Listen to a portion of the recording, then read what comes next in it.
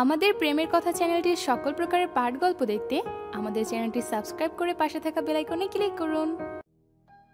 শেষ সকালের মৃদু সমীরের ঝাপটা, মধ্যাহ্নের মিষ্টি আদর রোদের আবর্তন সমাবর্তন। প্রচ্ছদ সেই সময়টায় গায়ে শার্ট জড়াতে জড়াতে বলল, দুষ্টু, রেডি হও। দুষ্টু ফিরে তাকালো, ভ্রু কুচকালো, বিড়বিড় করে বলল, এমনভাবে অর্ডার করলো যেন আমার আদর্শ স্বামী এসেছেন গো। কি বিড়বিড় করছো? সারাদিন কল্পনার জগতেই থাকো। প্রচ্ছদ ধমকে ওঠে। দুষ্টু তেজের ছাটে নিজেও ধমকে উঠল। রেডি হব কেন? এই ঠান্ডায় আমি কোথাও যেতে পারবো না। কি আশ্চর্য! ডাক্তারের কাছে যেতে হবে না, রিপোর্ট নিতে হবে, উকিলকে দেখাতে হবে। চলো ওঠো ওঠো। দুষ্টু উঠল না, বসে থাকলো শটান। প্রচ্ছদ আবার বলল, কি ব্যাপার, উঠছো না কেন? বেশ কিছুক্ষণ পর দুষ্টু উত্তর দিল, আমি যাব না। নীরব নিস্তব্ধ ঘরটাতে কথাটা যেন ছিটকে দেওয়ালে দেওয়ালে বাড়ি খেলো। প্রচ্ছদের বুঝে আসলো না, কপাল কুঁচকে জিজ্ঞেস করলো, কি? আবার বলো। দুষ্টু থেমে থেমে বলে, টিয়ার বিয়েটা মিটুক, তারপর যাই। এখন ঝামেলা না করাই ভালো। প্রচ্ছদ ভ্রুকুটি করে দুষ্টুর মুখের কাছাকাছি এসে সন্দেহের সুরে বলল, সত্যি? দুষ্টু নিঃশব্দে উঠে গেল। যাওয়ার আগে এক পলক তাকিয়ে মাথা ঝাঁকিয়ে বলল, মিথ্যা বলবো কেন? আপনার কি খুব সমস্যা? জলদি আমাকে তাড়াতে হবে। আমি চলে যাওয়ার পর তো আবার বিয়ে করতে হবে, তার জন্যই তো এত তড়িঘড়ি। আর আমি কি আপনার কাছে থাকার জন্য মরে যাচ্ছি? ডিভোর্স কিন্তু আমি চেয়েছি, আপনি চাননি। বিয়ে করে আমি আসিনি, আপনি আমাকে নিয়ে এসেছেন। আবার তাড়িয়ে দেওয়ার জন্য উঠে পড়ে লেগেছেন। পুরুষ মানুষরা এমনই হয়, চরিত্রের ঠিক নেই। শেষের কথাগুলো বলার সময় দুষ্টুর গলা দিয়ে আগুনের ফুলকি বেরোচ্ছিল। প্রচ্ছদ তাজ্জব বনে গিয়ে কথাগুলো হজম করলো। এরপর দুষ্টু হন হন করে ঘর থেকে বেরিয়ে যেতেই হালকা আওয়াজে বলল, বললাম কি, আর উত্তর দিল কি? এই মেয়ে মানুষের জাতের হয়েছেটা কি?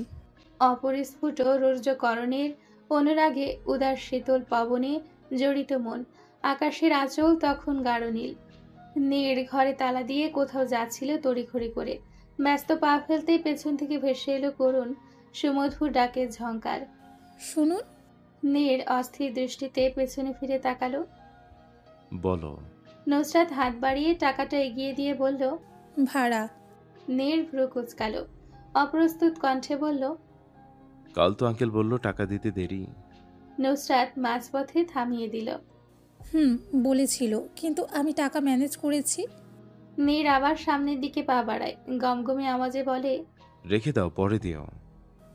না, আপনি নিন। হাঁটা থামিয়ে পেছন ফিরে নীর শক্ত চোখে তাকালো। নুসরাত সেই দৃষ্টি রেখে কঠিন গলায় বলল, আর আমরা বাসা ছেড়ে দিচ্ছি। নীর অবাক হয়ে গেল, বিস্ময় ভরা চোখে চেয়ে বলল, ছেড়ে দিচ্ছ মানে? নুসরাতের প্রাণহীন গলা। হুম। নীর অপ্রদীপ গলায় বলে, কোথায় থাকবে? বাবা মা বাড়িতে চলে যাবে, ক্লাসের ডেট পড়লে আমি হলে উঠব। নীর শান্ত চোখে তাকালো, একবার পূর্ণ দৃষ্টিতে তাকিয়ে দেখলো নুসরাতের প্রাণহীন নিবিড় শুকনো মুখটার দিকে। মেয়েটা যেন হঠাৎ করে বড় হয়ে গেল। ধারালো কাঠিন্যতা, দায়িত্ববোধের একটা পরল পড়েছে। সে ধীর কণ্ঠে বলল, আর তোমার ভাই? নুসরাত হাসল, শুকনো মরমরে ঠোঁট দুটো জিহ্বা দিয়ে ভিজিয়ে বলল, মেসে রেখে দেবো ভাবছি, দু একটা টিউশনি করিয়ে ওর খরচটা নিজেই চালানোর চেষ্টা করব। অনেক বড় হয়ে গেছো দেখছি। নীরের গলায় ঝাঁজ। বড় তো হতেই হতো, আর কত ছোট থেকে পাগলামি করবো জীবনে। নুসরাতের গলায় বিদ্রুপ। নীর দৃঢ় গলায় বলল, শোনো, তোমরা এই বাড়িতেই থাকো। আমি জানি তুমি এসব কেন করছো। যাই হোক, তোমরা এই বাড়িতে নির্বিকারভাবে থাকতে পারো। আমি অন্য কোথাও চলে যাব। কোথায় যাবেন? নুসরাতের গলার স্বর এলোমেলো হলো। ফ্ল্যাটে থাকবে। ও, যৌতুক নিয়ে বিয়ে করছেন বুঝি? নুসরাত হাসল। নীর আর চোখে তাকিয়ে বলল, আমার মামাতো বোন, আর ফ্ল্যাটটা আমার মায়ের। তো এতদিন যে এই ভাঙাচোরা বাড়িতে থাকলেন? বাবা মার স্মৃতি ছিল বলে। আর এখন স্মৃতি হারিয়ে গেল? না টিয়া, এখানে থাকতে পারবো না।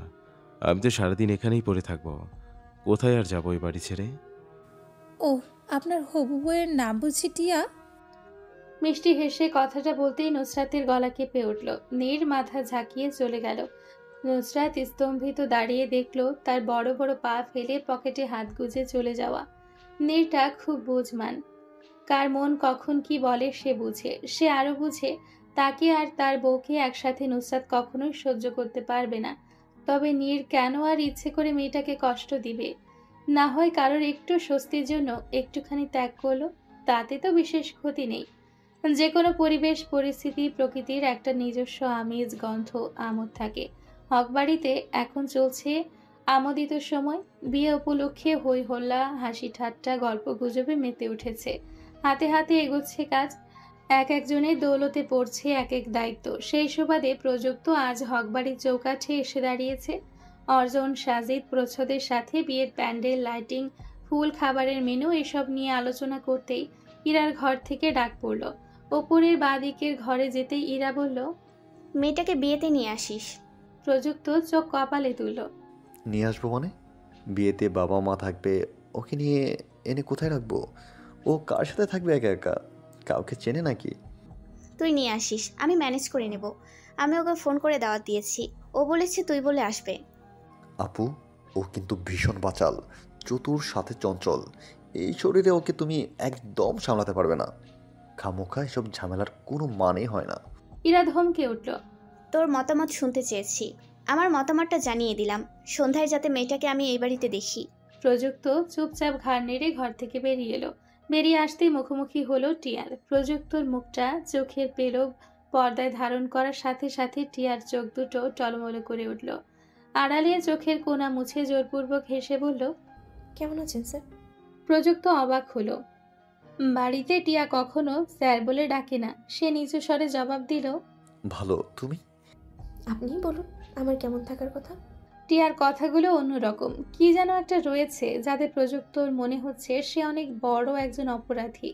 টিয়ার সাথে ভয়ঙ্কর কিছু ঘটিয়ে ফেলেছে। তার গলার স্বরটা এত ঠান্ডা যে গা শিরশির করে উঠছে। প্রযুক্ত অবাক কণ্ঠে শুধালো, কি আশ্চর্য! আমি কিভাবে জানবো? ওমা, কদিন পর আমার বিয়ে। সো বিয়ে উপলক্ষে নিজের ভিতরে এক্সাইটমেন্টটা কেমন কাজ করে তা তো আপনি ভালোই জানবেন। প্রযুক্ত চমকে তাকালো। টিয়ার কথা বলার ধরনে বিদ্রুপাত্মক ভাব। সে বলল, ভয় পাবেন না স্যার, আমি কাউকে কিছু বলবো না। আফটার অল আপনার ছাত্রী বলে কথা। প্রযুক্ত বোকা বনে গেল। কি আজব ব্যাপার! এই মেয়ে এভাবে কেন কথা বলছে? আর প্রযুক্তরই বা বুকটা এত কাঁপছে কেন? সে স্বাভাবিক হওয়ার চেষ্টা করলো। গম্ভীর মুখে বলল, বিয়ে হচ্ছে বলেই ভেবো না তোমাকে আমি আর শাসন করতে পারবো না। আমি তোমার স্যার। এসব কি কথা হচ্ছে? কিন্তু বাড়িতে তো ভাইয়া। এই মুহূর্তে তুমি আমাকে স্যার বলে সম্বোধন করেছো। টিয়া হাসলো। নির্বিকার গলায় বলল, ম্যাডামকে নিয়ে বিয়েতে আসবেন। প্রযুক্ত পিলে চমকে ওঠে। আত্মা কেঁপে উঠল। ভ্রুকুচকে বলল, ম্যাডাম মানে? বুঝতে পারছেন না? আসলে ভাবি বলে ডাকতে পারছি না তো, তাই বোধহয় বুঝতে পারছেন না। আরে আপনার বউ, তাকে নিয়ে বিয়ে দেখতে খেতে চলে আসবেন। প্রযুক্ত বিস্ফোরিত চোখে তাকালো। টিয়া মাথাটা একটু এগিয়ে ফিসফিস করে বলল, আমি সব জানি, ভয় নেই, কাউকে কিছু বলবো না। তবে বিয়েতে নিয়ে আসবেন। দেখতে হবে না আমার স্যার কেমন বিয়ে করলো, আমার ম্যাডামটা দেখতে কেমন। টিয়া মিষ্টি করে হাসলো। প্রযুক্ত তখনও তাজ্জব বনে তাকিয়ে আছে। টিয়া পা বাড়ালো, কদম ফেলেও আবার ফিরে এলো। প্রযুক্তর স্থির চিত্রের আশ্চর্য সুন্দর অবাকতায় ঘেরা চোখ দুটোর ওপর নিজের বিষণ্ণ উদাস দৃষ্টি স্থাপন করে হঠাৎ বলল, আপনার বউকে আমি কখনো ভাবি সম্বোধন করতে পারবো না, যার কারণে আপনাকে আর কখনো ভাইয়া বলেও ডাকতে পারছি না। আফসোস। টিয়া চোখ বন্ধ করলো। ঠোঁটের ফাঁকে হাসি ঝুলিয়ে বলল, আসি? নিয়ে আসবেন কিন্তু ম্যাডামকে। না নিয়ে আসলে খুব খারাপ হবে। আমি ডিরেক্ট আপনার বাবা মাকে বলে দেব। আর আপনি তো জানেন আমি আপনার বিচ্ছু ছাত্রী। দাঁত বের করে হেসে বিনা যুদ্ধে জেতার মতো থ্রেড দিয়ে টিয়া চোখের আড়াল হলো। আড়াল হতেই নির্লজ্জ বিহায়া চোখ দুটো থেকে টপ করে অজান্তেই পানি পড়ল বুকের ওপর। দূর থেকে সবটা অবলোকন করে বুক চিরে বেরিয়ে এলো বড় দীর্ঘশ্বাস। দুষ্ট দোয়ার ছেড়ে হতাশ মুখে নিজের ঘরের ভেতর ঢুকে গেল। ভাবল, মানুষ বড়ই বিচিত্র প্রাণী। বিচিত্র তাদের মন, বিচিত্র তাদের স্বভাব, সবশেষে বিচিত্র তাদের জীবনধারার গতিপথের স্বাদ। হকবাড়িতে আজ বিয়ের সন্ধে। চারিদিকে উৎসব উল্লাসের ঢল। বাগানের মাঝখানে বড় করে চাঁদোয়া টানানো। একপাশে বাবুর্চির হাতে বড় বড় ডেচকিতে চলছে রান্না। দুষ্টু ছোটাছুটি করে যাচ্ছিল। প্রচ্ছদ হাত টেনে ধরল। হৃৎপিণ্ড স্তম্ভিত থেমে গেল। বিস্ময় নিয়ে একবার হাতের দিকে তাকিয়ে কালো পাঞ্জাবি পরা প্রচ্ছদের ওই শুভ্র পেলব মুখটার দিকে তাকালো। অপ্রস্তুত হেসে বলল, আপনারা না বরপক্ষ এখনো যাচ্ছেন না কেন? বরযাত্রী হয়ে আসতে হবে না আবার? কনে বাড়িতে থাকতে বুঝি এতটাই ভালো লাগছে? প্রচ্ছদ মাথা দুলিয়ে হাসল। দুষ্টু সেকেন্ড কতক তাকিয়ে থেকে চোখ সরালো। বিয়ের রাতে ছাড়া প্রচ্ছদকে দুষ্টু কখনো পাঞ্জাবিতে দেখেনি। আজ এতদিন বাদে এই কৃষ্ণবর্ণের পাঞ্জাবিতে তাকে দেখতে লাগছে অমায়িক। হঠাৎ মনে পড়ল বিয়ের রাত, কি সময়টা না ছিল তখন। আর এখন নীরের বিয়ে হচ্ছে, তার প্রাক্তন প্রেমিক, তার ভালোবাসার বিয়ে হচ্ছে। তার কি ভীষণ মাত্রায় দুঃখ পাওয়া উচিত নয়? দরজা আটকে হাত পা ছড়িয়ে কেঁদে শ্বাসরোধ করার কথা না, কিন্তু এমন কিছু তো হলোই না। উল্টো হাসি মুখে আনন্দে উচ্ছ্বাসে বিয়ের সার্ভিস দিয়ে বেড়ালো। কি আশ্চর্য! সর্বদা কল্পনাময়ী মেয়েটা কবে এই কঠিন বাস্তবতার মুখোমুখি মেনে নিতে শিখলো? কি ভাবো সারাক্ষণ? দুষ্টু সম্বিত ফিরে চমকে ওঠে, অবুঝ কণ্ঠে বলে, হ্যাঁ, কি কিছু লাগবে? মানিব্যাগ নিয়েছেন? গেটে কিন্তু টাকা দিতে হবে। প্রচ্ছদ মৃদু হেসে বলল, আচ্ছা, রেডি হয়ে নাও। দুষ্টু কপালে ভাঁজ ফেলে চিন্তিত ভঙ্গিতে বলল, শাড়ি পরতে হবে তাই না? তোমার ইচ্ছে। বড় ভাবিকে একটু ডেকে দেন। বড় ভাবি ব্যস্ত। দুষ্টু মৃদু স্বরে বলল। ও পুনরায় বলে, আচ্ছা, তাহলে আন্টিকে ডেকে দেন। মা তো আরও ব্যস্ত। সে মন খারাপ নিয়ে বলল। লেহেঙ্গা পরি। প্রচ্ছদ দুদিকে মাথা নাড়িয়ে না করে বলে, বড় ভাবি, নীরা, মা, কাকি সবাই শাড়ি পরবে। দুষ্টু চোখ পাকিয়ে তাকালো। ডিরেক্ট বলে দিলেই হয় শাড়ি পরো। লেহেঙ্গা পরলে ভালো দেখাবে না? দুষ্টু ভ্রুকুটি করে বলে, একটু আগে না বললেন আমার ইচ্ছে? পরক্ষণেই বলে, ধুর, আমি রেডি হব না, বিয়েতেও যাব না। বিষণ্ণ চোখে বিছানায় রাখা মেরুন রঙের শাড়িটার দিকে তাকালো। শাড়ির পাশে রাখা গাছড়ায় চোখ পড়তেই মনটা কেমন করে উঠল। বুকের মাঝে কান্নার একটা উদ্বেল হুঙ্কার দিয়ে বেরিয়ে আসতে চাইল। তখন হঠাৎ পাশ থেকে ফিসফিসানি শব্দ কানে এসে লাগলো। দুষ্টু চোখ দুটো ক্রমেই বিস্ফারিত হয়ে উঠল। আমি শাড়ি পরিয়ে দেই? দুষ্টু চোখ রাঙিয়ে তাকায়। প্রচ্ছদ ঘর কাঁপিয়ে হাসতে হাসতে বলল, আচ্ছা, বড় ভাবিকে পাঠিয়ে দিচ্ছি, তাড়াতাড়ি রেডি হয়ে নাও। শ্রেয়সীর সাথে শ্রেয়া এসেছে। শ্রেয়সী উকিঝুঁকি দিয়ে একবার দেখলো, হাতে গিফট বক্স। প্রযুক্তকে আসতে দেখে হালকা ভয়ার্ত মুখে মুচকি হাসির সঞ্চার হলো। প্রযুক্ত এসে নিচু স্বরে বলল, আমি আপনার সাথে থাকতে পারবো না, বাবা মা উপস্থিত, আপনি আপুর কাছে যান। শ্রেয়সী গলার স্বর নিচে নামালো। আপু কোথায়? বাড়ির ভেতরে যাবেন, দোতলার ডান পাশের ঘরে প্রচ্ছেদের ঘর আছে। আপনি একটু চলুন না। শ্রেয়সীর করুণ সুর। সবার আড়াল থেকে প্রযুক্ত শ্রেয়সীর গালে হাত রেখে নরম গলায় বলল, একটু ম্যানেজ করে নিন, আমাকে এখন আবার বরকে আনতে যেতে হবে। শ্রেয়া পাশ থেকে ফিসফিসিয়ে বলল, দুলা ভাই, এই শালি থাকতে বউকে নিয়ে নো টেনশন। শ্রেয়সী মুখ বাঁকালো। প্রযুক্ত ডাক পড়ল। ব্যস্ত পায়ে চলে যেতে শ্রেয়সী ওর হাতে গিফট বক্সটা ধরিয়ে দিতে চাইলে সে বলল, আমাকে দিয়ে কি হবে, আপুকে দিও, টাটা। শ্রেয়সী দীর্ঘশ্বাস ফেলে বলে, চল শ্রেয়া। আমি কোথাও যাব না, তুমি যাও আপু, আমি এখানে ঘুরে ঘুরে ডেকোরেশন দেখতে থাকি। শ্রেয়সী বিরক্ত হলো। চল তো, হারিয়ে যাবে না হয়। ওমা, হারাবো কেন? আমি বাচ্চা, আর ফোন আছে না, ফোন করবা, যাও তুমি, আমি যাব না। বেশি জোরাজুরি করলে বাসে চলে যাব, তুমি কিন্তু আমায় জোর করে এনেছো। ধ্যাত। শ্রেয়সী চলে গেল চোখে মুখে অস্বস্তিকর বিরক্তির ছাপ ফুটিয়ে। শ্রেয়া গেটে সাজানো ফুল থেকে একটা ফুল ছিঁড়ে নিয়ে বিড়বিড় করলো, এমনি সারাদিন বলে পর পর পর, সামনে বোর্ড এক্সাম, আর এখন যে জামাই বলল, নাচতে নাচতে আমাকেও বগল দাবা করে নিয়ে বিয়ে খেতে চলে এলে। সাজিদ হন্তদন্ত হয়ে বেরোচ্ছিল। আয়না কেনা হয়নি। বিয়েতে নাকি বর বউ একজন আরেকজনের মুখ আয়নায় দেখে নানান রকম সুন্দর উপমা দেয়। তাই সাজিদ যাচ্ছে এই অসময়ে আয়না কিনতে। তার গায়ে নেভি ব্লু পাঞ্জাবি, চোখে মুখে অস্থিরতা। গেট পেরোতে বিড়বিড় করতে থাকা শ্রেয়ার সাথে লাগলো সজোরে ধাক্কা। ধাক্কার টালে শ্রেয়া পিছিয়ে গেল খানিকটা। সাজিদের চোখ বিস্ফারিত, বুকে কম্পন। বিস্ময়ের চোটে দু ঠোঁটের মাঝে বিশাল বড় ফাঁক। শ্রেয়া তাকিয়ে আছে ভ্রুকুটি করে। তার ধারণা এই লোক এখানেও তাকে ফলো করে এসেছে। পরক্ষণেই আবার মত পাল্টালো, না, ফলো করে আসলে বাইরে থাকতো, ভেতরে থাকতো না, আর এত সাজগোজেও থাকতো না। তখনই পেছন থেকে একজন সুন্দরী রমণী ডেকে উঠল, শোনো, বাবুর জন্য ডাইপার এনো। নীরা চলে গেল। শ্রেয়ার চোখগুলো এবার গোল গোল বড় বড় মার্বেলের আকার ধারণ করলো। এই লোকের বউ বাচ্চা আছে? শ্রেয়া অবাক কণ্ঠে বলল, ছি, আপনি এত চরিত্রহীন, বউ বাচ্চা থাকতে অন্য মেয়ের দিকে ছি। সাজিদ কোনো মতে মাথা নিচু করে তড়িঘড়ি করে চলে গেল এলোমেলো পায়ে। ওই ঘৃণ্য স্বরে বলা বাক্যে ভেতরটা পুড়ে যাচ্ছে, ভেঙে চুরমার হচ্ছে। তার বুঝে এলো না এই মেয়ে এখানে কি করে, কিন্তু সব ভাবনা একপাশে ছুড়ে সে কোনো রকম ভাবে পালিয়ে গেল। শ্রেয়া তখনও তাজ্জব বনে তাকিয়ে থাকলো সাজিদের হাঁটার দিকে। তার ভেতরে যতটা ঘৃণার উদ্রেক হচ্ছে, ঠিক ততটা প্রশান্তি বোধ হচ্ছে। আর একটু হলে এই লোকের মোহনায় শ্রেয়ার কোমল হৃদয়ের প্রথম টানের আটকে যাওয়ার সম্ভাবনা ছিল। আল্লাহ বাঁচিয়েছে, সে হাঁপ ছেড়ে বাঁচল। ফোন লাগালো শ্রেয়সীকে। কি আজব, হাত পাগুলো কেমন কাঁপছে।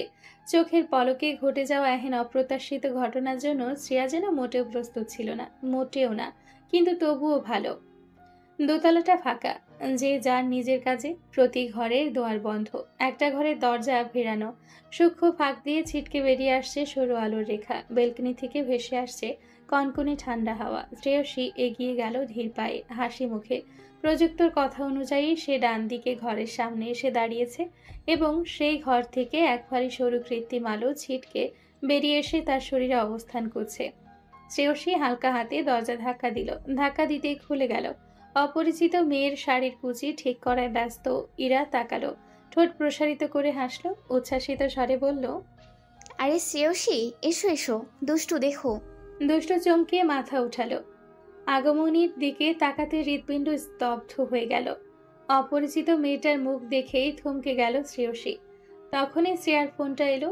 ফোন ধরতেই ওপাশ থেকে বলল, আপু, আমার শরীর ভালো লাগছে না, বাসায় গেলাম। সে আচ্ছা বলে ফোন রেখে দেয়। ইরা এগিয়ে আসে, শ্রেয়সীকে ধরে পরিচিত করিয়ে দিল দুষ্টুর সাথে। দুষ্টু মৃদুস্বরে বলল, ও তোমার কে হয়? ইরা কিছু বলতে গিয়েও থেমে গেল। আমার ছোট বোন। দুষ্টু ভ্রু কুঁচকালো। ইরা বলল, শ্রেয়সী, শাড়ি পরাতে পারো? শ্রেয়সী ঘোরের মাঝে মাথা নাড়ায়। ইরা দুষ্টুর আঁচল ঠিক করতে করতে বলে, তবে দুষ্টুকে একটু পরিয়ে দাও, আমার অনেক কাজ পড়ে আছে। গল্প করো দুজনে, ঠিক আছে?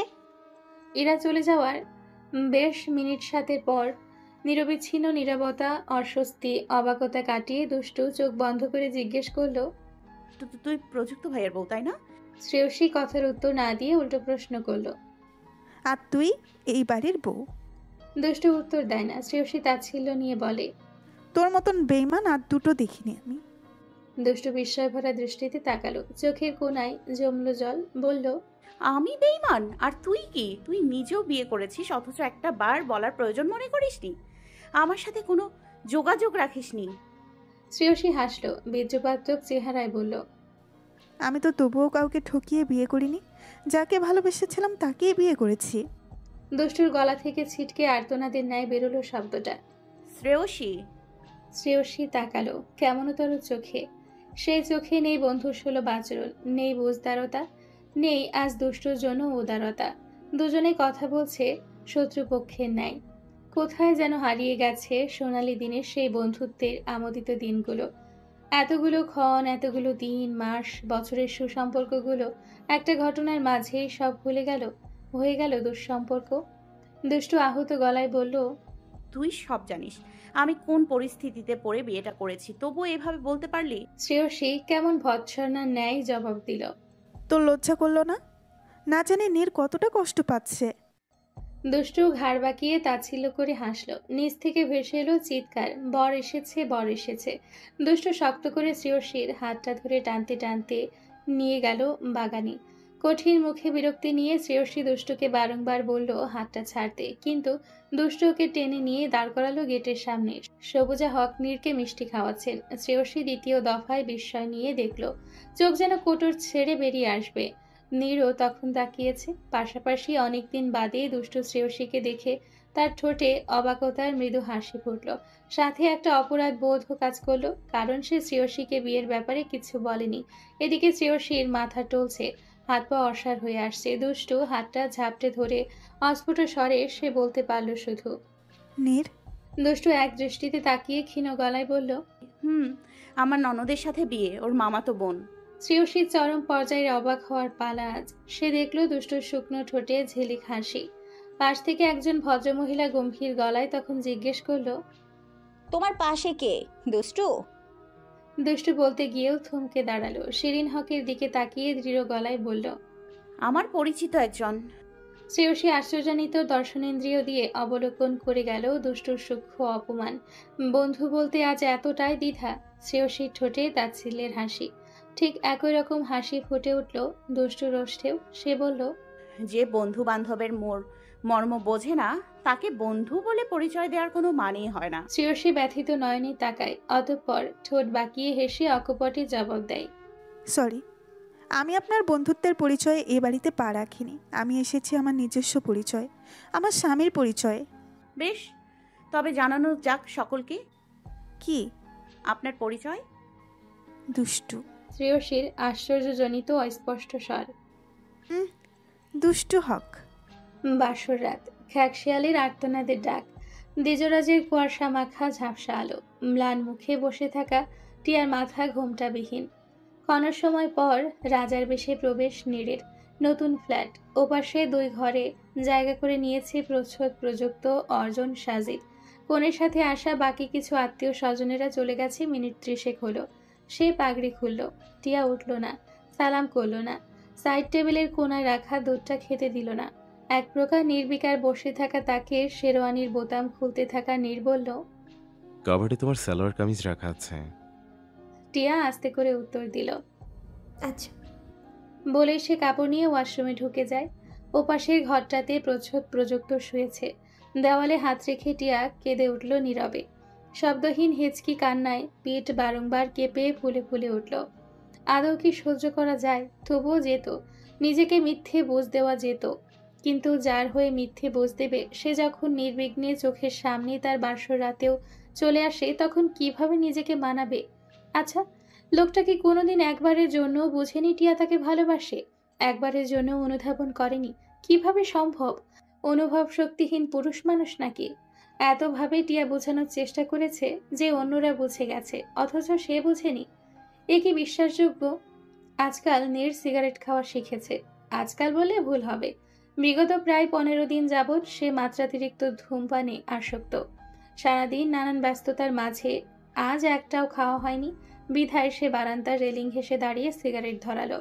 এরপর ফোন লাগালো দীর্ঘ পরিচিত নাম্বারে। ফোন ধরতেই ওপাশ থেকে কান্নার সুরে শ্রেয়সী বলে উঠল, তুই আমাকে আর কোনো দিনও ফোন দিবি না নীর। আচ্ছা। আমার সাথে আর কখনো দেখা করবি না। আচ্ছা। আমার সাথে যোগাযোগ করার চেষ্টা করবি না। আচ্ছা। আজ থেকে তোর সাথে আমার আর কোনো বন্ধুত্ব নেই। আছে। শ্রেয়সী কেঁদে দিল সশব্দে। I hate you, I just hate you. Neer হাসল, সিগারেট টান দিয়ে ধোঁয়া ছেড়ে দিল কুয়াশায়। বলল, থ্যাংক ইউ। এবার শোন, আজ না আমার বাসরাত, অল দ্য বেস্ট করবি না? নীর, আমার সাথে একদম ফাজলামি করবি না। আল্লাহ রে, আমার কানটা গেল, আস্তে চিল্লা। শ্রেয়সী দাঁতে দাঁত চেপে বলল, তোকে আমার জাস্ট অসহ্য লাগছে, তুই ফোন রাখ। নীর ক্রুদ্ধ স্বরে বলে ওঠে, কেন অসহ্য লাগছে? তোর বান্ধবী বিয়ে করেনি? তোকে না জানিয়ে বিয়ে করেনি? আমাকে ঠকিয়ে বিয়ে করেনি? আমি কি কাউকে ঠকিয়েছি? তাহলে আমি বিয়ে করেছি, তাতে এত সমস্যা হচ্ছে কেন? শ্রেয়সী হতবাক হয়ে গেল। নীর, তোর আর ওর মাঝে পার্থক্যটা কোথায় রইল তবে? তুইও তো ঠকালি। যেই মেয়েটা তোকে বিয়ে করলো সে সারা জীবনের জন্য ঠকে গেল, আর তুই আমাকে জানাসনি কারণ তোর সাহসে কুলায়নি। দুষ্টু কিন্তু সেই পরিস্থিতিতে ছিল না, ওকে জোর করে বিয়ে দেওয়া হয়েছে। ও তোর মতো নিজ ইচ্ছায় নাচতে নাচতে বিয়ে করতে চায়নি, আর আমি তোর হয়ে ওকে জানোই তাই শোনালাম। নীর কথা বলল না। বেশ খানিকক্ষণ মন থেকে শ্রেয়সী বলে ওঠে, আমি রাখছি। তোকে কে দাওয়াত দিয়েছিল? তোর সকল প্রাণের বান্ধবী ছাড়া আর কেউ তো নেই এই বাড়িতে। আবার বড় বড় কথা বলোস। তোর বান্ধবী ইচ্ছে করে তোকে দাওয়াত দিয়ে নিয়ে এসেছে যাতে আমাকে তোর সামনে খারাপ বানাতে পারে। কতটা চিপ মাইন্ডের মেয়ে! শ্রেয়সী চোখ বন্ধ করে হাতের মুঠো শক্ত করে ঘৃণার সহিত বলল, how mean you are? Listen, আমি ওখানে গিয়েছিলাম আপুর দাওয়াতে। নির্ভ্রু কুচকায়। আপু মানে? ইরা আপু? বড় ভাবি তোর আপু কবে থেকে লাগে? প্রযুক্তর আপু। নীর পুনরায় ভ্রুকুটি করে। প্রযুক্ত ভাইয়ের আপু? হ্যাঁ, তুই চিনিস কেমনে? শ্রেয়সী বড় একটা নিঃশ্বাস নিজের মাঝে টেনে নিল। খানিক বাদে থেমে থেমে বলল, আমাদের মধ্যে রিলেশন ছিল, কিছুদিন হলো বিয়ে করেছি। কারোর এমন হয় কিনা কে জানে, কিন্তু কথাটা নীরের কানে যাওয়া মাত্র সে অবাক হতবাক নির্বাক। বিস্ময়ের চোটে বাক্য শক্তি লোপ পেল যেন তার। বেশ অনেকক্ষণ পর ঠোঁট দুটো আলগা করে বলতে পারল শুধু, কি? শ্রেয়সী নিচে উত্তর। চারিদিকে থমথমে এক ধরনের ঝড়ের আগাম বার্তা নীরবতায় ছেয়ে গেল। এর মাঝ থেকে হঠাৎ নীরের চিৎকার ভেসে এলো, তোরা সবাই তো এক নায়ের মাঝি, আবার আমাকে বলতেছস তুই বিয়ে করছস? কিভাবে? একবারও জানালি না। ও, আমাকে জানাবি কেন? তোর পরাণের বান্ধবী আছে তো, নিশ্চয়ই বান্ধবীর শ্বশুরবাড়ি বেড়াতে গিয়ে প্রযুক্ত ভাইয়ের সাথে দেখা হয়ে প্রেমটা হয়েছে। তোরা সব প্ল্যান করে করছস এগুলো, তাই না? দুজনে মিলে আমাকে ধোকা দিচ্ছিস। Seriously, I can believe. I hate you Shreyasi, I hate you both of you. কোনোদিন তোদের চেহারাও দেখাবি না আমাকে। বলতে না বলতে ফোনটা ছুঁড়ে পড়লো বারান্দার কিনার ঘেঁষে। ফুলের টপটা ভেঙে 4-5 টুকরো হলো। নীর দুহাত দিয়ে চুল খামচে ধরে বসে পড়লো ময়লা মেঝেতে। খানিক বাদে মুখে বিন্দু বিন্দু পানির সহিত টিয়া এসে হাজির হলো। ক্ষীণ আওয়াজে বলল, কি হয়েছে? নীর রক্তলাল চোখে তাকায়, চট করে উঠে দাঁড়িয়ে বলে, প্রযুক্ত ভাই কই? ডাক্তারকে ডাকবো মানে? আমি কেন তাকে ডাকতে যাব? তখনই দরজায় শব্দ হয়। টিয়া নীরের দিকে তাকিয়ে অবাক চোখে দরজা খুলতে এগিয়ে যায়। প্রচ্ছদ প্রযুক্ত হুড়মুড় করে ঘরে ঢুকে অস্থির কণ্ঠে জিজ্ঞেস করে, কি হয়েছে? নীর চিৎকার করলে কেন? প্রযুক্ত ভেতরে ঢুকে নীরকে ডাকতে ডাকতে, নীর, এই নীর, চিৎকার করতেছো কেন? নীর শক্ত কণ্ঠে শুধায়। চেঁচাবো না? প্রচ্ছদ এগিয়ে আসে, চোখ ঘুরিয়ে বলে, না, চেঁচাবি না। বাসর রাতে চেঁচাবি কেন? আমার বোন ভয় পাচ্ছে। পাক, তোর বন্ধু বিয়ে করছে জানোস না, অথচ আমাকে বলস না একবারও। সাথে সাথে প্রচ্ছদ আকাশ থেকে মাটিতে পড়ল। মাথায় যেন 12তলা বিল্ডিং এর ছাদ ভেঙে 2 টুকরো হয়ে পড়ল। বিস্ময়ে অবাকতায় চোখ হয়ে উঠল লাল। গলা থেকে ছিটকে বেরোলো, কি? পাশে দাঁড়িয়ে থাকা প্রযুক্ত ইতস্তত করে বেক্কেলের মতন হেসে বলল, আরে দোস্ত, ও বিয়ে করে পাগল হয়ে গেছে, ওর কথা কানে নিস না। নীর তেড়ে যায়। এই, তুমি কথা বলবা না? তুমি বিয়ে করছো না কেন? প্রচ্ছদ নীরের কোমর ঝাপটে ধরে আটকায়। প্রযুক্ত ভয়ার্ত চোখে পেছনের দিকে হেলে যায়, হাত দুটো সামনে দেয় আত্মরক্ষার জন্য। টিয়া বুঝে আসছে না এই অহেতুক কমেডি শোয়ের মানে। ফ্যাল ফ্যাল করে তাকিয়ে থাকে সে। প্রযুক্ত তুতলিয়ে বলে, আমি বিয়ে করেছি তাতে তোর কি? তুই করছিস না? তোর ভাই করছে না? ও, সবাই বিয়ে করলে কিছু না, আর আমি করলেই দোষ? প্রচ্ছদ প্রযুক্তর দিকে কড়া চোখে তাকিয়ে বলে, চোরের মায়ের বড় গলা, এই বেত্তমিজ, আমরা কি তোর মতো পলায় বিয়ে করেছি? প্রযুক্ত যেন এহেন কথা জীবনেও শোনেনি, এমন ভান করে বলল, হোয়াট ইজ পলায়ে? এসব কি ভাষা প্রচ্ছদ? তুমি একজন শিক্ষক মানুষ, তোমার মুখে এসব ভাষা মানায় না। চুপ। প্রচ্ছদ চিল্লিয়ে এবার নীরকে ধমকে উঠল, ও বিয়ে করুক না হয় নিকা করুক, তাতে তোর বাপের কি? নীর করুণ সুরে বলল। প্রযুক্ত লাফিয়ে ওঠে, আস্তাক ফিরুল্লাহ, বিশ্বাস কর নীর, আমি একজন মেয়েকে বিবাহ করেছি, ছেলে না।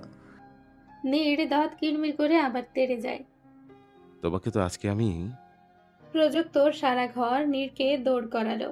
বাসর রাত তো নয়, এটা দৌড় প্রতিযোগিতা খেলার রাত। অবশেষে টিয়া মাঝখানে গিয়ে দাঁড়ায়। দুপাশে দুজনেই থেমে গেল। সে বরফের চেয়েও ঠান্ডা গলায় বলল, তোমার সমস্যা কি নীর ভাইয়া? সে বিয়ে করুক বা না করুক তাতে তোমার কি? নীর কঠিন গলায় বলে, সে আমার বান্ধবী শ্রেয়সীকে বিয়ে করেছে। প্রযুক্তের চোখ দুটো ছানা বড়া হয়ে গেল। প্রচ্ছদ নিজের বুকের বাপাশে হাত রাখলো। এত চমক আর হজম হয় না।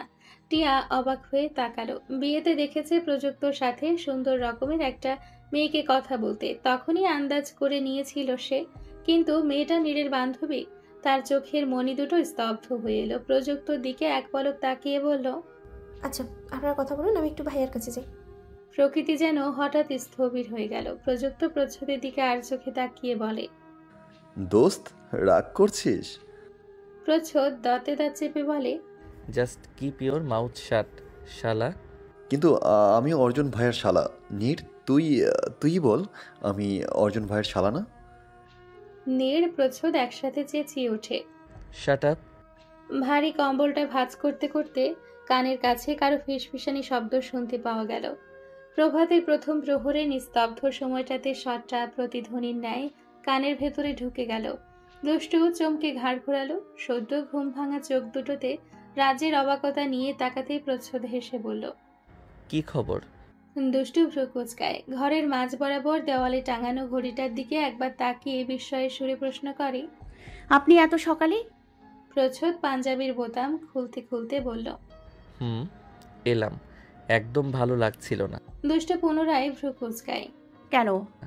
তোমাকে ছাড়া কিচ্ছু ভালো লাগছিল না, অভ্যাস হয়ে গেছে তো। কথাটা বলে প্রচ্ছদ থমকালো। একবার দুষ্টুর দিকে তাকিয়ে দেখলো দুষ্টু নিজ মনে কম্বল ভাঁজ করায় মনোযোগ দিতেই সে হাঁপ ছেড়ে বাঁচল। তবে বেশিক্ষণ টিকল না। দুষ্টু তীর্যক কণ্ঠে বলেই উঠল, আর তো মাত্র একটা মাসের মতন আছি, এরপর থাকবেন কিভাবে? প্রচ্ছদ উত্তর দেয় না। কপালে ভাঁজ ফেলে গম্ভীর গলায় বলে, রেডি হয়ে থেকো, 11টা নাগাদ বের হতে হবে। কোথায়? ওই প্রেগন্যান্সি টেস্ট করাতে। দুষ্টু কতক্ষণ পর উত্তর দিল, করব না। প্রচ্ছদ অবাক কণ্ঠে শোধায়, করাবে না মানে? ডিভোর্সের ডেট পেছাবে তাহলে? করাবো না। আশ্চর্য তো, আপনি কি ঠিকমতো কোনো দিনও আমার হাতটা ধরেছেন? আর আমি প্রেগন্যান্সি টেস্ট করাতে যাব?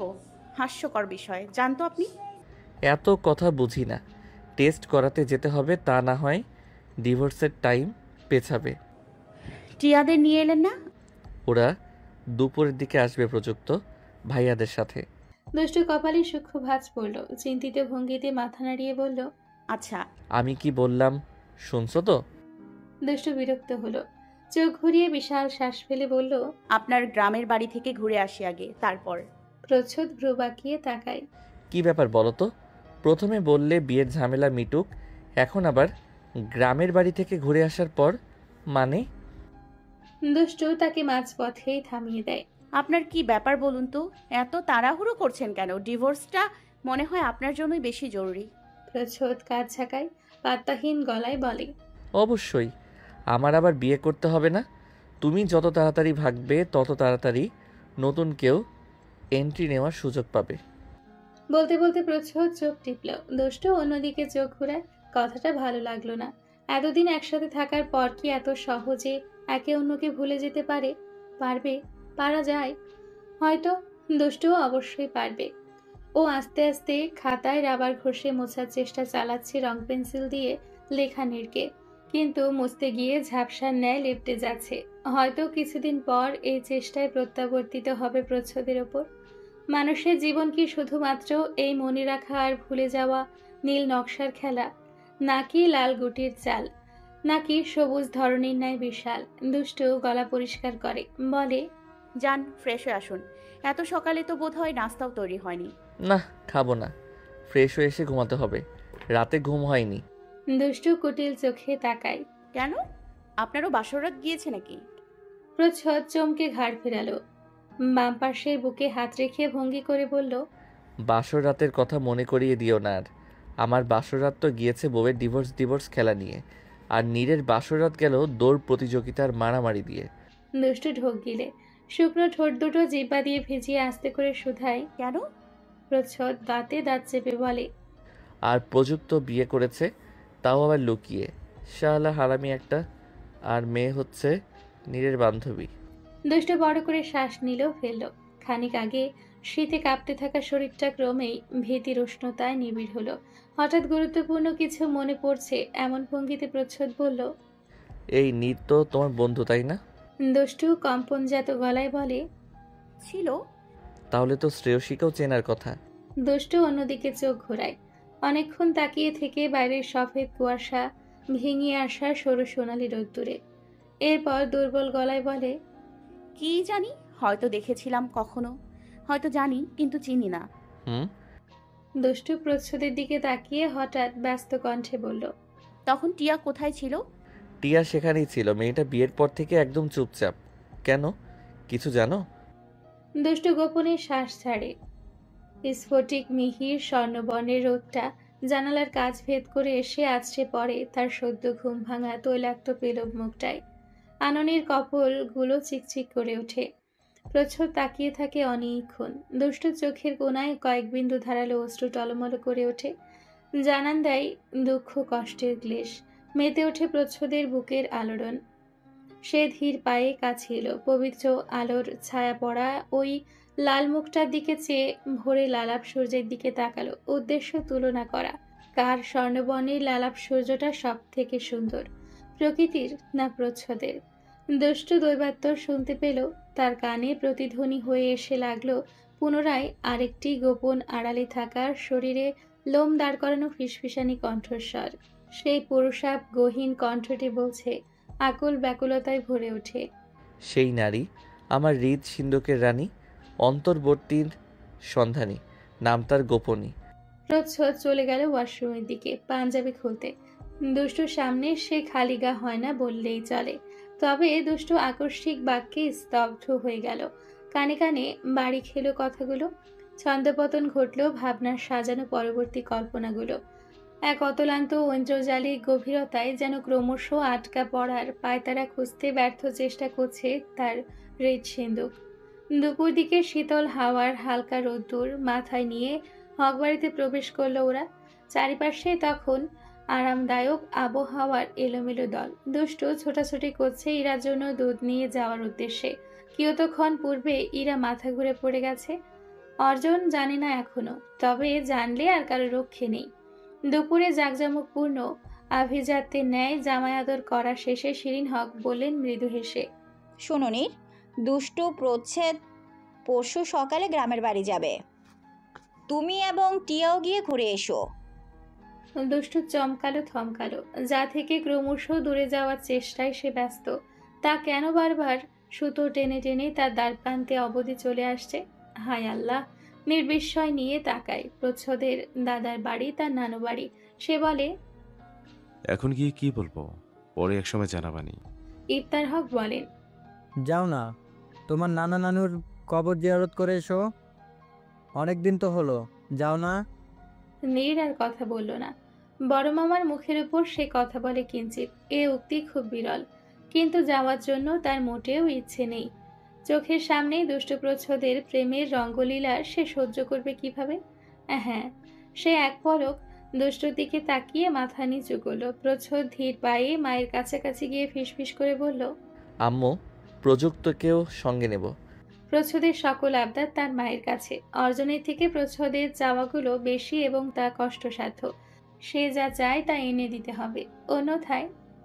ভীষণ সৎ, সত্য, সহৃদয় হওয়া সত্ত্বেও ছোট ছেলের কোনো অহেতুক অনৈতিক প্রস্তাবেও শিরিনা হক না করতে পারে না। ছেলের জীবনের সব থেকে বড় আবদারটি সে পূরণ করেছে আরো বহু আগে। তার জন্য মাঝে মাঝে তার কষ্ট হয়, আফসোস হয়, পরক্ষণেই আবার ছেলের জন্য মায়া হয়। সে প্রচ্ছদের কথার উত্তর না দিয়ে বলল, প্রযুক্তও যাবে, বড় বৌমা তো অসুস্থ, তাই অর্জন আর সে যেতে পারবে না।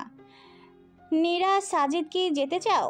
সাজিদ বলার আগেই নীরা এক বাক্যে না করে দিল। সাজিদ মিনিট দুয়েক দাঁত চেপে তাকিয়ে থেকে হনহন করে ঘরে চলে গেল। প্রচ্ছদ অগোচরে একটু দূরে দুষ্টুর কাছে এলো।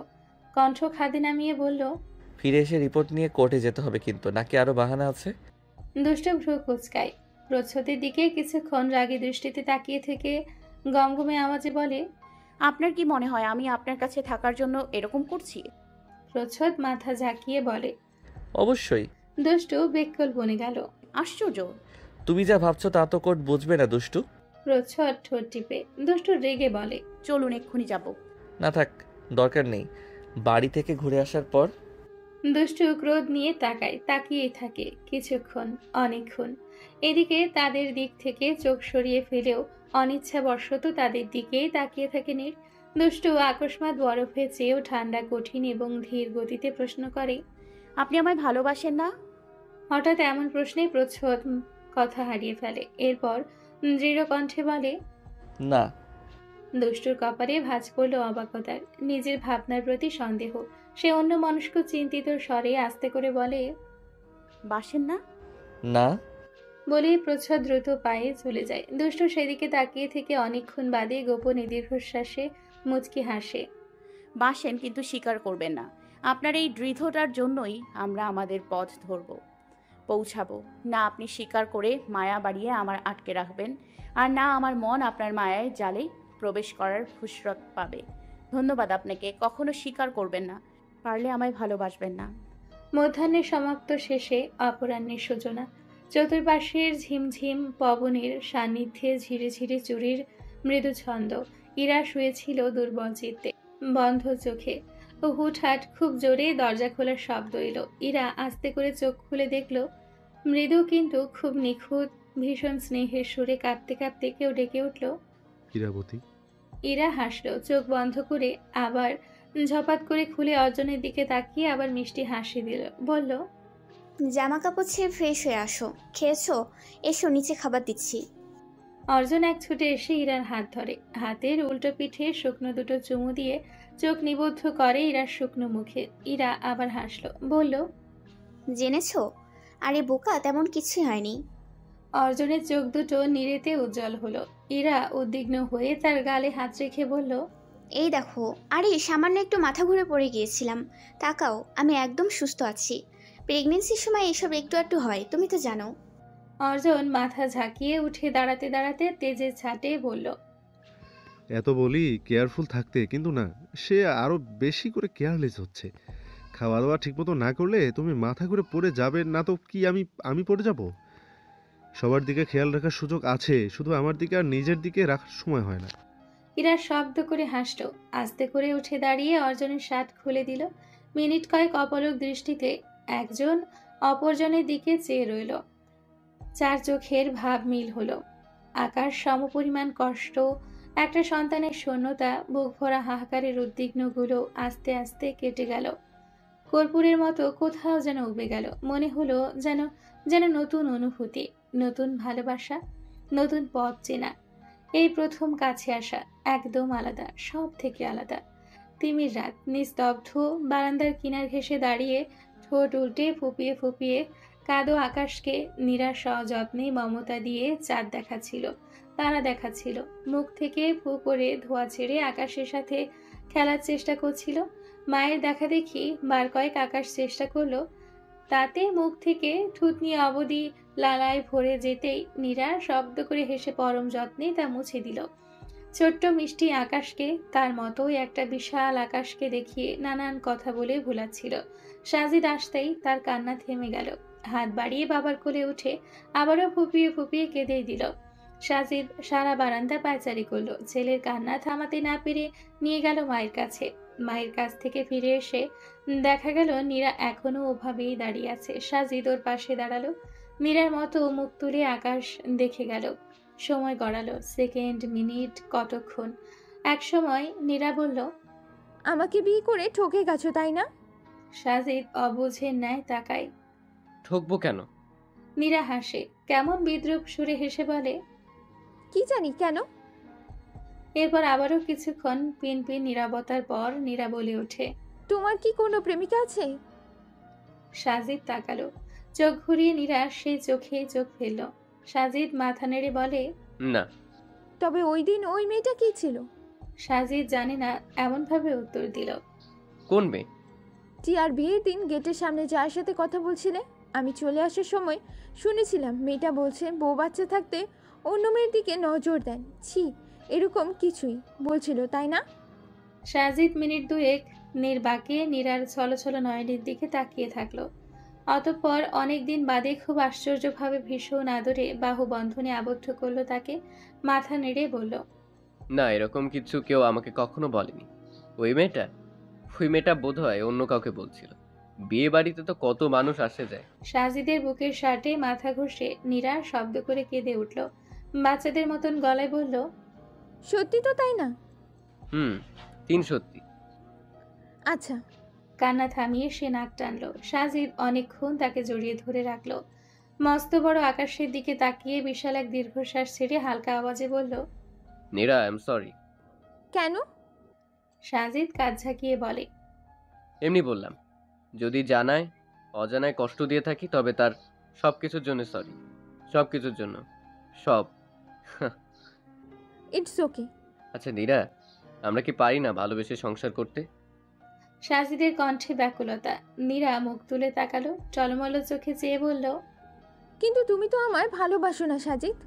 কি নিদারুণ সত্য, কত সহজে বলে ফেলল। সাজিদ বলে, তুমি বাসো? বাসবো। আমিও বাসবো। তখনই আকাশের কান্নার আওয়াজ শোনা গেল। ওরা দুজন দূরে সরে দাঁড়ালো। সবুজা হক এসে আকাশকে নীরার কোলে তুলে দিয়ে বললেন, কি যে হয়েছে আজ, কিছুতেই কান্না থামছে না। তুমি দেখো ও কি চায়, কোনো মতে যদি কান্না থামাতে পারো। নীরা মাথা নেড়ে মিষ্টি হাসলো। সবুজা হক সেকেন্ড কয়েক তাকিয়ে থাকলেন। এই প্রথম মেয়েটা শাশুড়ির সাথে মিষ্টি হেসে সৌজন্য বজায় রাখলো। এই প্রথমবার নীরাকে একদম অন্যরকম লাগলো। সবুজা হক দীর্ঘশ্বাস ছেড়ে ঘর থেকে বেরিয়ে গেলেন। আকাশকে নীরা অনেকক্ষণ থামানোর চেষ্টা করলো, সাজিদেও চেষ্টা করলো। তারপর দুজনে মিলে একসাথে লাগলো ছেলের কান্না থামানোতে। নীরা আকাশের চাঁদ তারা দেখায় আর সাজিদ বারান্দার কোণা থেকে গোলাপ ফুল এনে ছিঁড়ে আকাশের মাথার উপর ছিটিয়ে দুষ্টুমি করে। মিনিট কতক গেল না, আকাশের কান্না থেমে গেল। 3 সদস্যের পরিপূর্ণ পরিবার একটা পরিপূর্ণ সংসারের সাক্ষাৎ পেল। সেই নির্জন রাত, ফাঁকা রাস্তা, হাওয়ায় নৃত্যরত বৃক্ষ এবং সুন্দর মুহূর্তটার সাক্ষী হয়ে রইল চন্দ্র, নক্ষত্র, পবন আর ছোট্ট পুতুলের ন্যায় তাদের ছেলে আকাশটা। কাল ওরা সবাই প্রচ্ছদের দাদাবাড়ি যাবে। দুষ্টু আগের দিন রাতে ব্যাগ গোছানোর সময় বলল, কতদিন থাকবো? প্রচ্ছদ ফোন চাপতে চাপতে উত্তর দেয়, যতদিন তোমার ইচ্ছা। ঠাস করে ব্যাগটা বন্ধ করে দুষ্টু কোমরে হাত রেখে প্রচ্ছদের সামনে দাঁড়ায়। ফোনের উপর হাত রেখে বলে, ফাজলামি করেন? প্রচ্ছদ বিরক্তি নিয়ে বলে, আরে ধুর তোরই, শরত কাজ করছি না। বলতে বলতে সে ল্যাপটপটা খুলে বসলো। দুষ্টু আবার জিজ্ঞেস করলো, কতদিন থাকবো?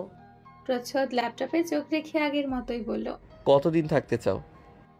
দুষ্টু দাঁতে দাঁত চাপে, ওয়েল, আমি যেখানে সারা জীবন থাকতে চাই। তাহলে ডিভোর্স পাবে না, ক্ষতিটা তোমারই। দুষ্টু রাগ আকাশ ছিল। পেয়েছেটা কি লোকটা? হ্যাঁ, কথায় কথায় শুধু ডিভোর্স ডিভোর্স। এত খোঁটা দেওয়া লাগবে কেন? প্রচ্ছদ সেদিকে ফিরেও তাকালো না। প্রযুক্তর ফোন আসতে ইউনিভার্সিটির কিছু বিষয় নিয়ে আলোচনায় ব্যস্ত হয়ে গেল। দুষ্টু হাত মুঠো করে দাঁড়িয়ে থাকলো। কতক্ষণ পর ভীষণ আক্রোশে ধুমধাম শব্দ করে লাগেজ গুছানোর আওয়াজ হলো।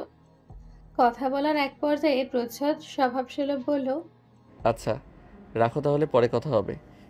প্রযুক্ত হন্তদন্ত হয়ে বলে, হ্যাঁ এই শোন প্রচ্ছদ, শোন শোন না।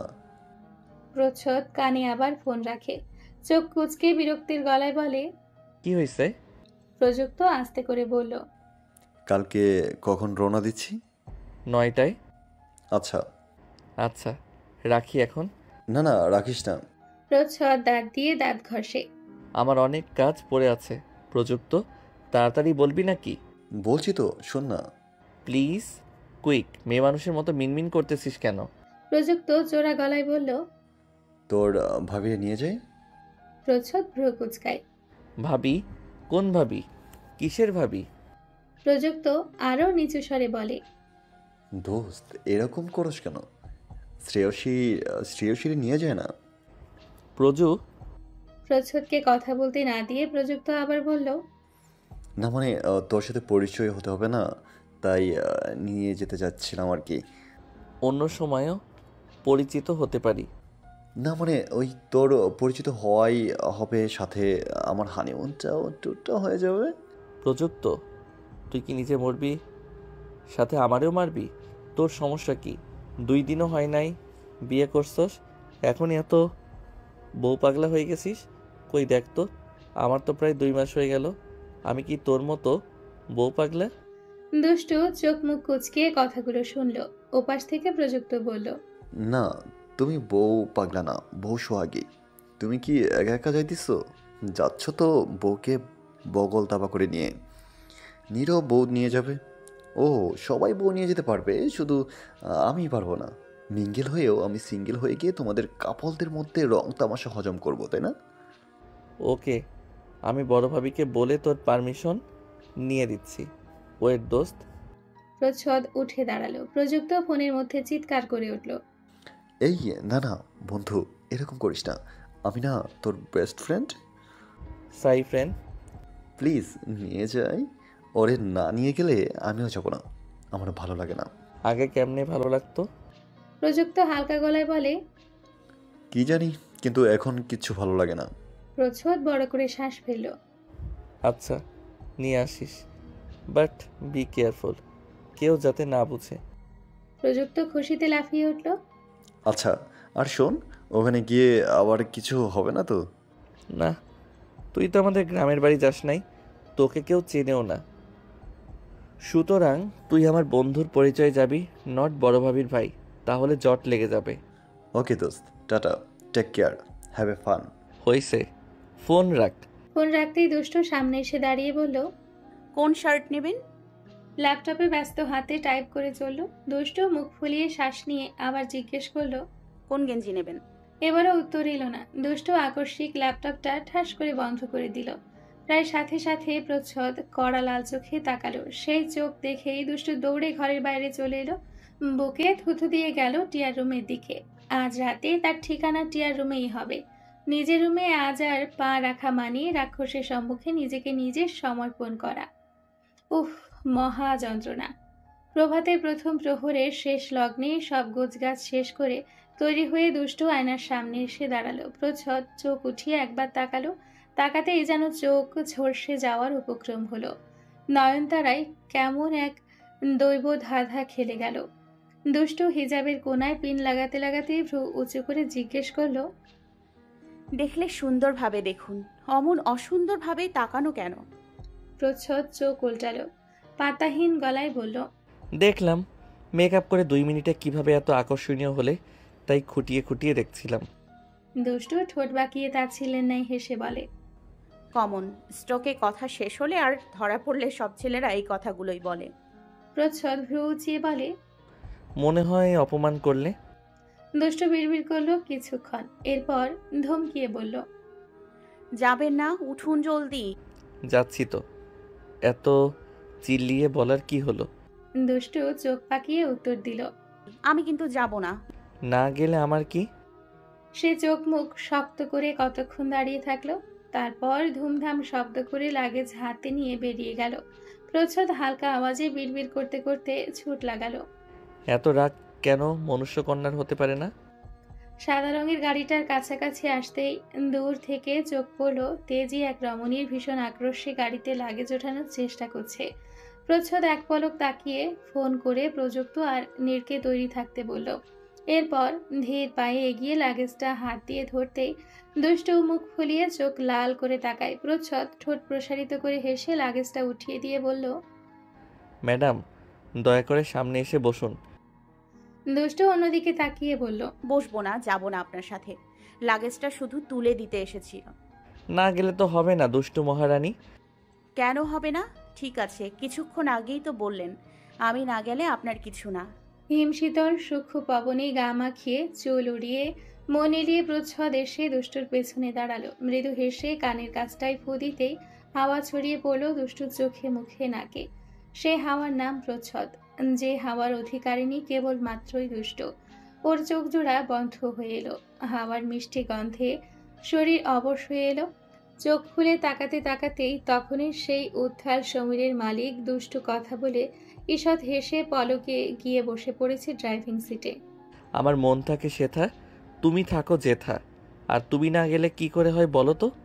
মিনিট দুয়েক বাদে দুষ্টু চট করে নয়নের দ্বার খুলল। প্রচ্ছদ তখন অন্য মনস্ক হয়ে ফোনে কথা বলছে, গাড়ি চেক করছে, পকেট হাতাচ্ছে, সানগ্লাস পরছে তো খুলছে, চুল ঠিক করছে। মুহূর্তগুলোকে এড়িয়ে যাওয়ার তার কত ব্যর্থ প্রচেষ্টা। দুষ্টু জোরালো শব্দে শ্বাস ছেড়ে নিঃশব্দে হেসে উঠল। ড্রাইভিং সিটের পাশের সিটটাতেই বসলো। ঠোঁটের ফাঁকে ক্ষুদ্র হাসির সঞ্চার ঘটিয়ে বাইরে তাকিয়ে রইল।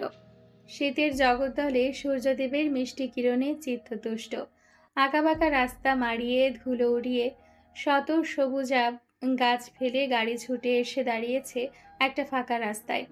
রাস্তার মোড়ে এক কোনায় টিলার মতো জায়গায় ঘাসের আয়োজন, শত প্রজাপতির আলোড়ন, লাল নীল সবুজ ফড়িংয়ের লুকোচুরি খেলা। দুষ্টু গাড়িতে বসেই দেখল, হাসলো, মুগ্ধ হলো।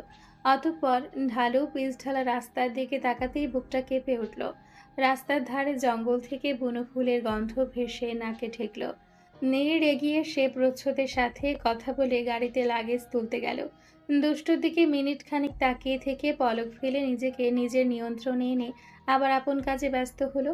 দুষ্টু গাড়ি ছেড়ে বেরিয়ে টিয়াকে জড়িয়ে ধরল। তার শুকনো মুখ, রুগ্ন চেহারা, চোখের নিচে কালো আবরণের ন্যায় কালি পড়া দেখে ব্যস্ত কণ্ঠে হালকা আওয়াজে জিজ্ঞেস করলো, সব ঠিক আছে টিয়া?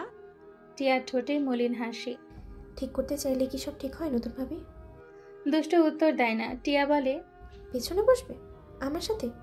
নির্ভয়া তাহলে সামনে বসুন। প্রায় সাথে সাথে যেন হাওয়ার ভর করে চিৎকার ভেসে এলো। না। দুষ্টু ভ্রু কুচকে তাকায়। প্রচ্ছদ জড়তা নিয়ে বলে, না মানে তুই নীরের সাথে বসবি, নতুন বিয়ে করছিস না, এখন শুধু স্বামী স্বামী করবি, নো ভাবি ভাবি ইজ অ্যালাউ। তার মিথ্যে ধমকানোতে টিয়ার ঠোঁট টেনে পুনরায় মলিন হাসল। দুষ্টু দাঁত খিচে বলে, যান, আমি সামনেই বসবো, জলদি স্টার্ট দিবেন। দাঁড়াও, প্রযুক্ত আসুক, তোমরা বসো। নীর টিয়া পেছনে বসলো। দুষ্টু সামনে বসতেই ব্যাক মিররে নীরের মুখটা স্পষ্ট হয়ে উঠল। দুষ্টু চোখ সরিয়ে নেয়। আয়নাটা হালকা বাঁকিয়ে দিতেই গোপন যন্ত্রণা নিয়ে পেছনে বসে থাকা নীর এবার স্পষ্ট আয়নায় দেখতে পায় নীল রং পরিহিতা অন্য মনস্ক সেই রমণীর কোমল সুন্দর পেলব আনন। তার হৃদয় ধমকালো, নিজেকে নিজে ধমকালো, তবুও সুরাহা হলো না।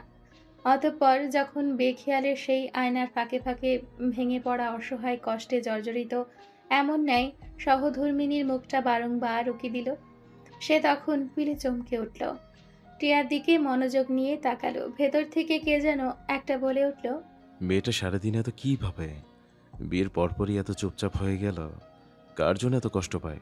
মিনিট পাঁচে গড়ালো না, অথচ আগমন ঘটল আরেক দম্পতির। প্রচ্ছদ প্রযুক্তর সাথে কোলাকুলি করে শ্রেয়সীর দিকে তাকালো।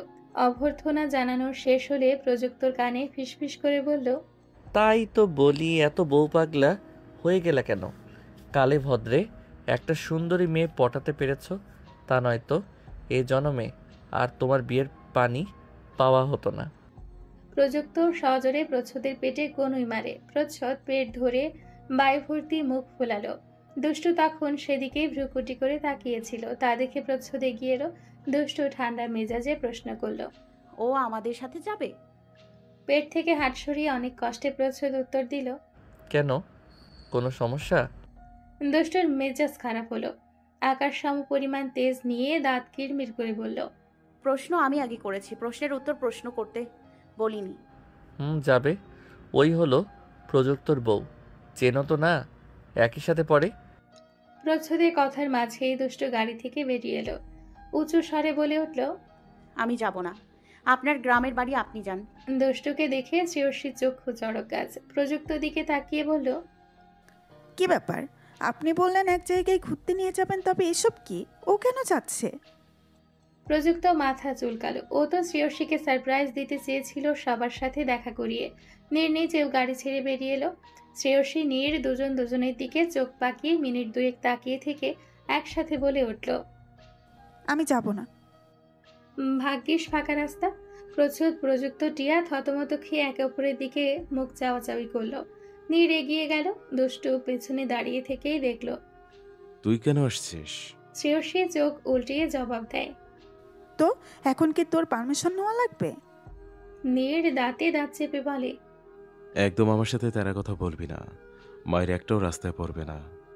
তোর কি মনে হয় তুই মরবি আর আমি তাকাই তাকাই দেখব? মার একটা শুধু, আমার হাত কি বাড়িতে রেখে আসছি? নীর সজোরে শ্রেয়সীর বাহুতে কিল মারল।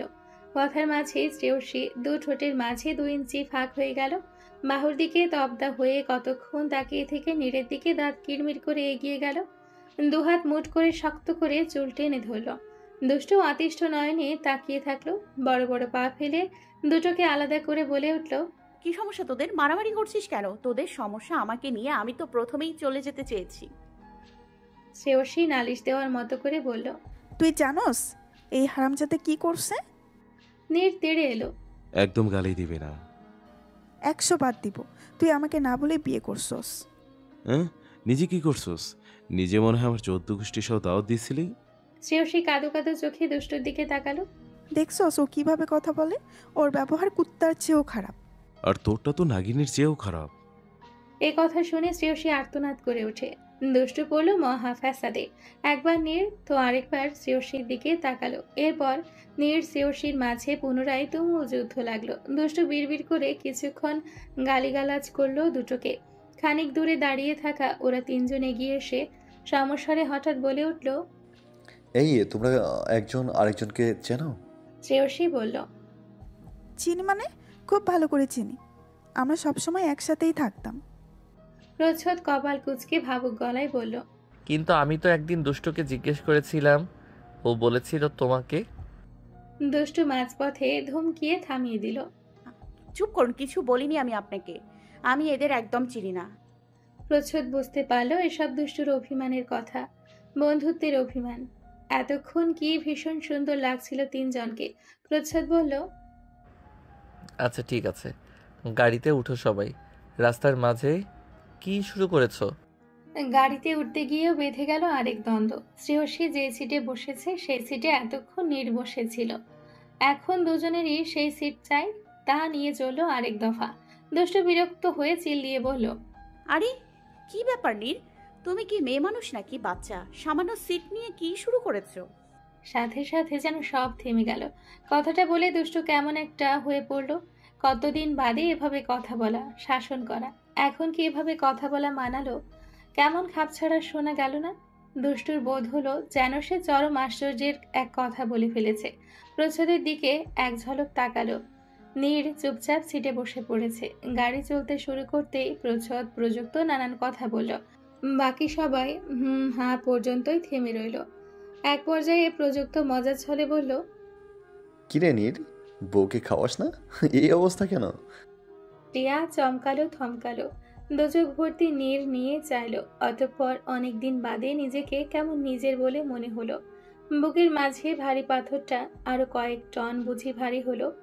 অন্যদিকে তাকাতে গেলেই পাশে বসা শ্রেয়সীর দিকে নজর পড়ল। সাথে সাথেই বুকের ভেতর জমানো কষ্টগুলো হু হু করে এক লাফে শতগুণ বেড়ে গেল। এই কষ্ট কি টনে মাপা যায়?